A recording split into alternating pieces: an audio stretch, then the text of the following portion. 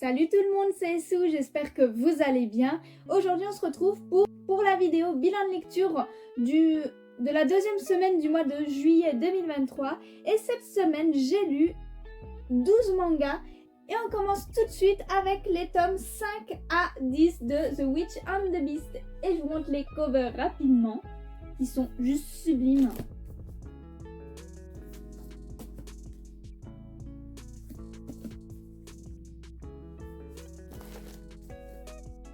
Et voilà.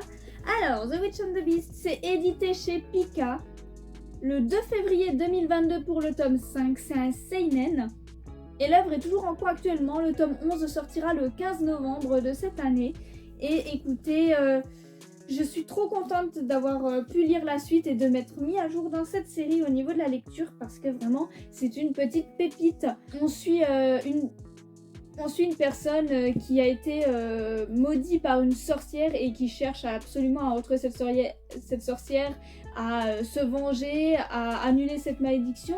Et un autre, on a une sorte de magicien qui travaille pour un ordre. Et ils vont faire équipe et c'est super sympa. On va rencontrer plein d'ennemis différents, plein de sorcières différentes. Ce qui est intéressant en plus, c'est que le baiser d'une sorcière, alors ça ne marche qu'une seule fois par contre, a un pouvoir vraiment très spécial. Et quand Guido reçoit un de ces baisers-là, et il reprend sa forme initiale pendant un certain temps. Et pendant qu'il a sa vraie forme, il est ultra puissant. Et c'est trop bien en fait, on a vraiment envie de suivre leur aventure. Et surtout que dans ces tomes-là, on va avoir comme ennemis principaux des vampires.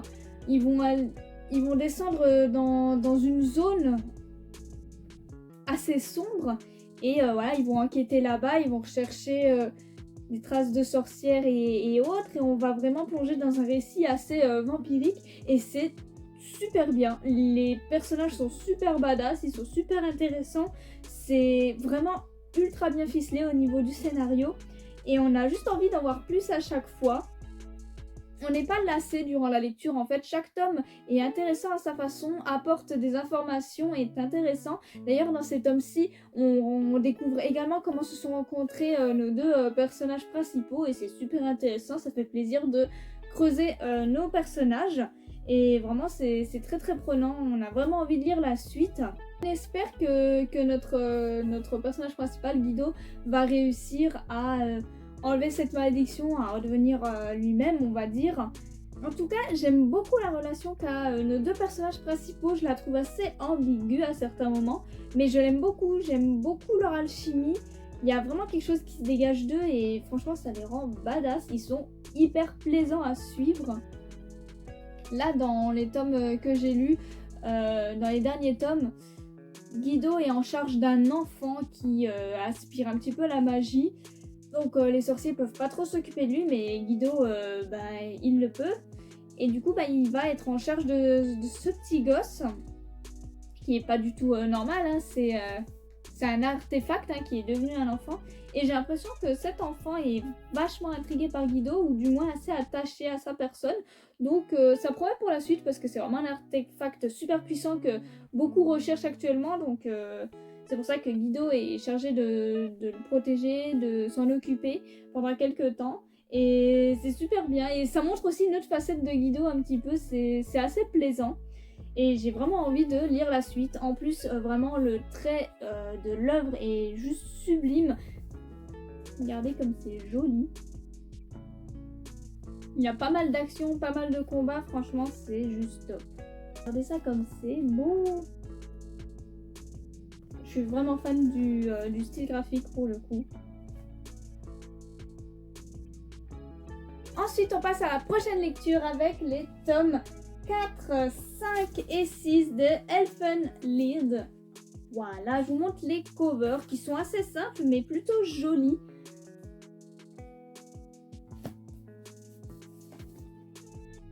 Voilà. Et en dessous de la couverture, en fait, on a la même couverture, mais avec le personnage en détail, en couleur. C'est édité chez Delcourt Tonkam le 9 février 2022 pour le tome 4. C'est un seinen et l'œuvre est terminée en 6 tomes. Elfen Lied, comme je le répète, j'en ai déjà parlé quand j'avais lu les 3 premiers tomes. C'est une œuvre que j'ai connue avec l'animé, que j'ai regardé sûrement trop jeune d'ailleurs, parce que c'est assez violent, c'est assez gore à certains moments, mais c'était vraiment une pépite. Sauf que l'animé, bah, il fait pas toute l'œuvre, hein, il couvre je crois qu'à peine la moitié du manga de mémoire. Donc là, ça fait vraiment plaisir de découvrir l'histoire complète avec cette superbe double édition qui est vraiment sympa pour le coup, je l'aime plutôt bien. Et du coup, bah, cette suite est vraiment assez incroyable. Il y a de l'action, c'est assez violent, hein, donc je le répète, attention peut-être aux âmes sensibles, hein, parce que ça peut être assez gore. Il y a beaucoup de combats, beaucoup de sang, beaucoup de morceaux de corps qui volent, on va dire. L'histoire est vraiment spéciale en fait, c'est vraiment original hein, pour le coup.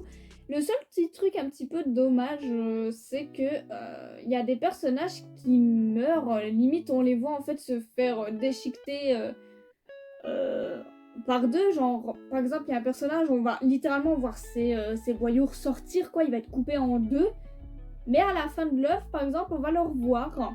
Alors ils ont mis des espèces de prothèses et tout, mais je me dis même si on lui fait des prothèses et autres, il était dans un tel état que même ses organes, enfin je vois pas comment il aurait pu survivre en fait, en plus ça a mis quand même un petit peu, enfin c'était un peu improbable, mais voilà, à la fin on a quand même une sorte de fin douce, amère, où la plupart des personnages ont quand même une bonne fin, mais il y a quand même un événement qui reste assez triste, hein, et ça on peut pas le changer, ça ne change pas.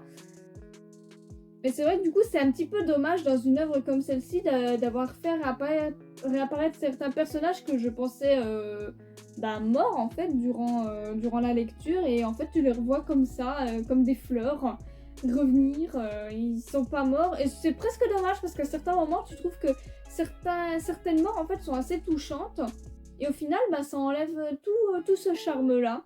C'est peut-être le petit truc dommage, mais sinon j'ai adoré l'œuvre, c'est hyper prenant, c'est super intéressant, l'histoire elle est vraiment très très bien ficelée, les personnages par contre, j'en ai apprécié certains, j'en ai bien apprécié certains, mais par exemple notre héros je l'ai trouvé quand même de manière générale assez en retrait et assez,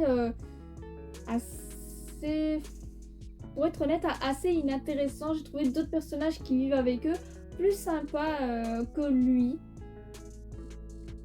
Et ne parlons même pas de sa cousine, je crois que c'est, qui... je la trouve assez inintéressante au possible aussi. Mais il y a certains personnages qui sont vraiment cool, hein. J'aime beaucoup le personnage de Lucie, j'aime beaucoup son évolution aussi, parce qu'elle a la plus grosse évolution de tous. J'aime beaucoup Nana également, enfin il y a plusieurs personnages que j'ai appréciés, mais c'est vrai que notre héros et sa cousine, bof quoi. Je sais pas, je trouvais qu'ils faisaient limite un peu de tâches à côté des autres, mais ça en faisait pas des mauvais personnages pour autant, hein. En tout cas, l'œuvre sait nous transmettre pas mal d'émotions, on passe vraiment de bons moments où on les voit limite tous en famille recomposée entre parenthèses, et c'est assez attendrissant. Et puis d'un coup, il y a tout qui va exploser, il y a tout qui va partir en vrille, mais d'une page à l'autre, et c'est assez incroyable, ça nous choque un petit peu, et c'est vraiment génial. Jusqu'au bout, j'étais prise par l'histoire, et j'ai vraiment bien aimé la fin, qui est, comme je le répète, assez douce, amère, mais je voyais pas d'autre fin finalement. Je pense que ça devait finir comme ça, et c'est très bien comme ça, je trouve. Après, par contre, le petit gros point noir pour moi dans le manga, c'est les dessins que je trouve vraiment pas folichons. Je sais que je suis pas la seule à le penser, mais je suis vraiment pas fan du trait. J'aime pas vraiment le design des personnages. Quand je vous dis qu'on peut passer d'une page totalement normale à une page où tout part en cacahuète, je parle notamment de ça, où tout se passe bien, et puis on tourne la page et c'est la cata, et ça part en vrille. J'aimais vraiment cet effet-là dans l'œuvre qui arrivait du coup à me faire ressentir de la surprise. J'adore ça. Voilà, et ça peut être assez dégueu, quoi. Et pour finir ce bilan de lecture de la semaine, j'ai lu les 3 premiers tomes de Mon coloc est une gameuse. Je vous mets le résumé du tome 1 juste ici. C'est édité chez Delcourt Tonkam le 2 février 2022, c'est un seinen et l'œuvre est toujours en cours actuellement en 5 tomes. Il faut que je me mette à jour parce que j'ai plutôt bien aimé ces 3 premiers tomes. Alors on a une histoire assez classique avec un garçon qui joue à un MMORPG, donc un petit jeu en ligne. Voilà, il travaille dans une librairie spécialisée et il joue énormément à ce jeu. Et il va se faire quelques amis sur le jeu alors que de base, dans la vraie vie, c'est une personne assez timide, extrêmement réservée, qui a vraiment du mal à sociabiliser. Son petit personnage s'appelle Powder et il va se faire un ami qui s'appelle Goro, qui est un énorme ogre. En parlant un petit peu avec ce personnage-là, il va apprendre que ce personnage, il doit chercher un nouvel appart. Et du coup, notre héros, on va les appeler par leur pseudo de personnage, parce que de toute façon, même dans le manga, il s'appelle principalement ainsi. Donc Powder, notre héros masculin, qui a un personnage féminin, qui est cette petite chose adorable, va lui proposer de faire une coloc, parce qu'il comprend qu'ils sont pas loin l'un de l'autre, et il se dit ouais, ça le fait quoi, c'est 2 mecs. Sauf que Goro, qui est un énorme ogre normalement, et en fait c'est cette demoiselle qui le joue. Et ça, il le savait pas. Et du coup, quand ils vont se rencontrer au départ, c'est un petit peu le choc. Mais ça ne change rien, elle est décidée à faire cette coloc avec lui. Et le truc, c'est que elle est tout l'inverse de lui. Elle est assez sociable, elle est assez coquette, comme on peut le voir. Elle est assez mignonne. C'est une prothésiste angulaire. Et vraiment, ils sont l'inverse l'un de l'autre. Et au départ, notre héros, Powder, du coup, il abuse un petit peu parce que je trouve qu'il est vraiment dans le jugement, dans la critique. Il dit littéralement que c'est une bimbo, presque, et qu'il s'entendra pas avec elle. Mais au final, au fur et à mesure du temps passé ensemble, il va voir qu'en fait, c'est bien Goro, c'est bien l'ami qui s'est fait sur Internet. Et que son physique, ça change rien au fond d'elle. C'est quand même ce personnage et qu'ils s'entendent toujours aussi bien. Et heureusement qu'il évolue dans ce sens-là, parce qu'au départ, qu'est-ce qu'il peut en avoir des a priori et qu'est-ce qu'il peut être dans le cliché, c'est assez terrible. Comme si une fille coquette comme elle, assez sociable et tout, ne pouvait pas jouer aux jeux vidéo. C'est vraiment ce qu'il laisse entendre au départ et c'est vrai que c'est assez agaçant.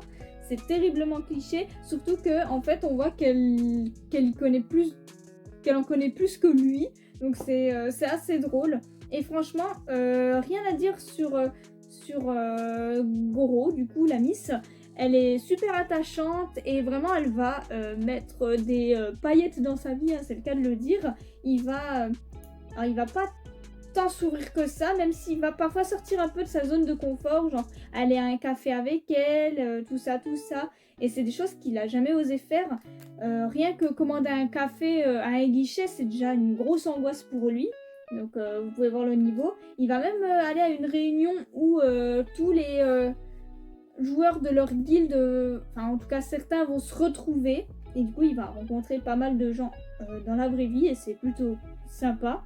Et en fait, vraiment, on suit leur petit quotidien entre vie réelle, mais surtout la vie dans le jeu. Et on va aussi un petit peu creuser les autres personnages, leurs amis d'internet. Et c'est plutôt sympa. On passe vraiment un bon moment et on rigole bien aussi à certains moments. Ils font vraiment un bon duo, mine de rien. Et comme quoi les opposés s'attirent. On voit vraiment que petit à petit, ils s'attachent l'un à l'autre. Mais ils se le disent pas vraiment, quoi. Je pense qu'ils vont bien finir en couple à un moment. Mais c'est vraiment sympa, en fait, comme histoire. Mine de rien, par contre, je trouve que ça se lit pas aussi vite que ça. Enfin, j'ai quand même mis un peu de temps avant de lire ces 3 tomes, alors qu'ils sont pas extrêmement épais, mais je sais pas, il y avait peut-être pas mal d'informations, je sais pas. Mais passe vraiment un bon moment, et des fois, t'as vraiment l'impression d'être mêlé à leur univers, et c'est vraiment sympa. Et pour les dessins, C'est pas mauvais, mais c'est pas incroyable non plus. Ils ont parfois des têtes un petit peu bizarres, je trouve. Et je trouve que, en fait, quand on est dans le jeu vidéo, les passages sont tellement plus kiki. On sent qu'ils sont un peu plus travaillés et c'est que ça me fait rire du coup. On sent que c'est la même patte graphique, hein, mais il y a un petit côté vachement plus mignon en fait dans le jeu. Et c'est ainsi que se termine cette vidéo bilan lecture de la semaine. J'espère que la vidéo vous a plu. N'hésitez pas à me dire en commentaire vos lectures de la semaine et si on a des lectures en commun ou non.